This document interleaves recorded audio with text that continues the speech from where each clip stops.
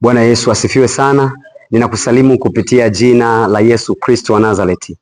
Ninao ujumbe mzuri siku ya leo kutoka kitabu cha Kutoka sura ya 1 na ule mstari wa 22. Biblia inasema, kisha huyo Farao akawaagiza watu wake akisema, kila mtoto mwanamume atakayezaliwa mtamtupa mtoni, na kila mtoto mwanamke mtamuhifadhi hai.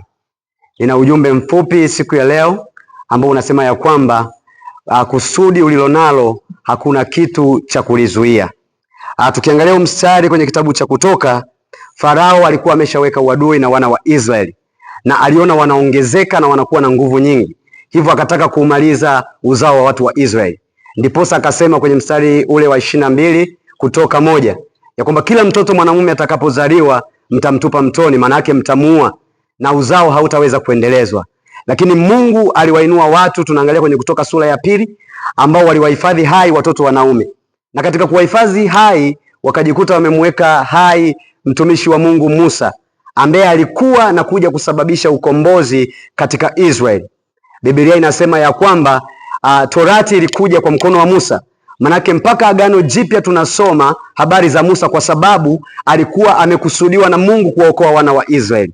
Haijalishi unakutana na changamoto gani, unapitia kwenye tatizo gani, au na msiba na mzigo wa aina gani, Shetani anaweza kuwa amekusudia kukuondoa katika uso wa dunia, anaweza kawa amekusudia kukuondoa katika kusudi ambalo Mungu amekukusudia, lakini Mungu njia zake hazizuiliki. Katika Ayubu sura 42 anasema, Mungu tunajua unaweza kufanya mambo yote na makusudi yako hayawezi kuzuilika.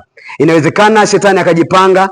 Biblia inasema kwamba hawa wanataja magari na hawa wanataja farasi, lakini sisi tutalitaja jina la Bwana. Kila atakayelitaja jina la Bwana au atakayemtumainia Mungu hataondolewa kamwe. Haijalishi unapitia dhiki gani, haijalishi unapitia tatizo gani, wewe unayenitazama, Mungu ana mpango na maisha yako. Mungu ana kusudi na maisha yako.